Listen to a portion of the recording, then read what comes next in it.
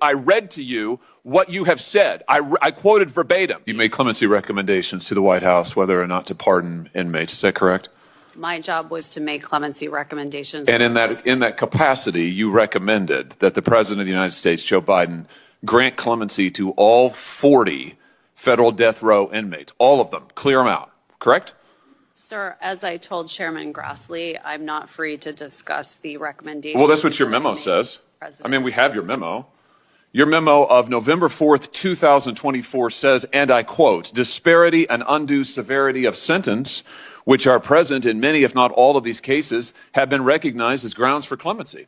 And you went on to recommend in that memo and a series of other memos that are now recorded and public record that the President of the United States grant clemency to murderers, rapists, and the most horrible offenders, all of them, clear death row completely out. I'm amazed you've been called here today. I'm absolutely amazed by it. But let's just talk about the people who you recommended. You talk about honoring victims.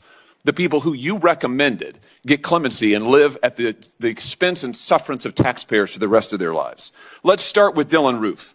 Dylann was a neo-Nazi who murdered 9 African-American worshipers at a Bible study in Charleston, South Carolina, 2015. Do you remember this case?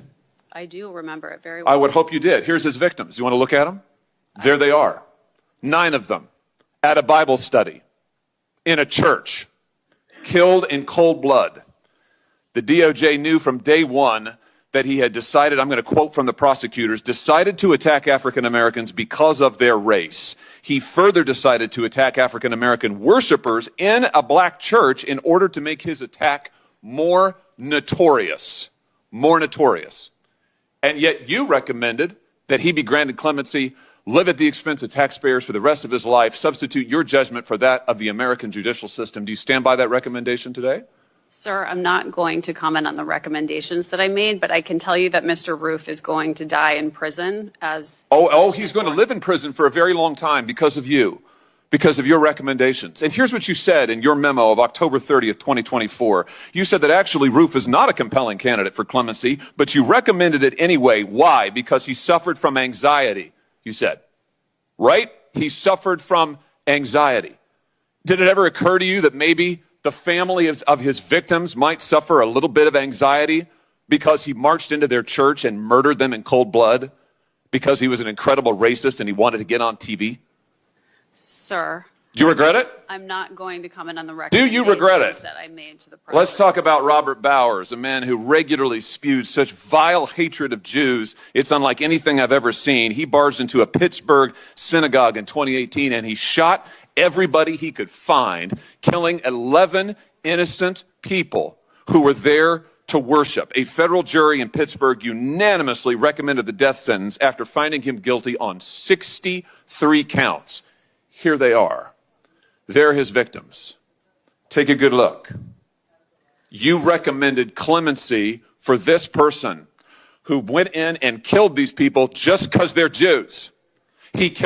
The other guy killed people just because they're black. This guy killed people just because they're Jews. A jury recommended that he be sentenced to death, and you substituted your judgment for theirs, and now he's going to live.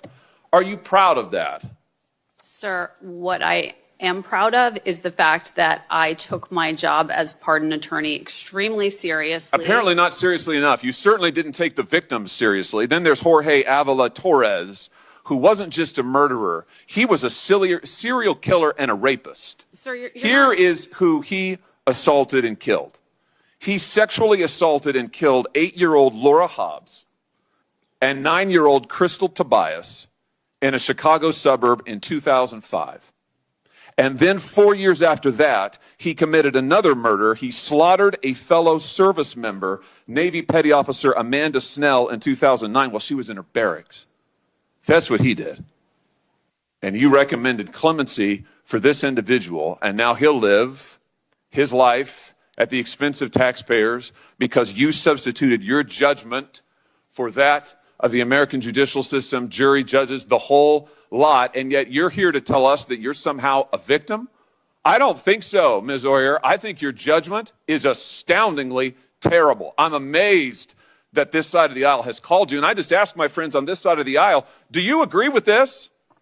Is this what you want?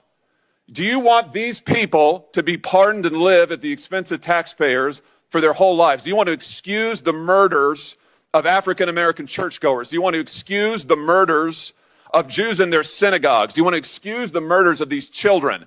Because that's what she did, and now she's online hawking products to try to make money off of it. I see you've got your own website where you put your face on baseball caps and mugs, thelawyeroyer.com. You're trying to make money on this? Sir, This is unbelievable, Ms. Oyer, and yet you say you're a victim? These are the victims, and you helped victimize them.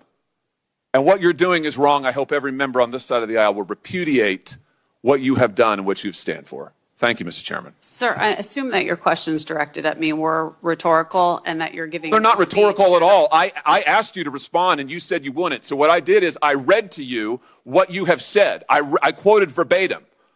And I'm happy to keep doing it. In fact, I'd ask now, Mr. Chairman, that this report, Restoring and Strengthening the Federal Death Penalty report, be entered into the record. It contains information regarding Ms. Oyer, her recommendations, and the track record of all of it. The written records are here. I ask to be entered into the record.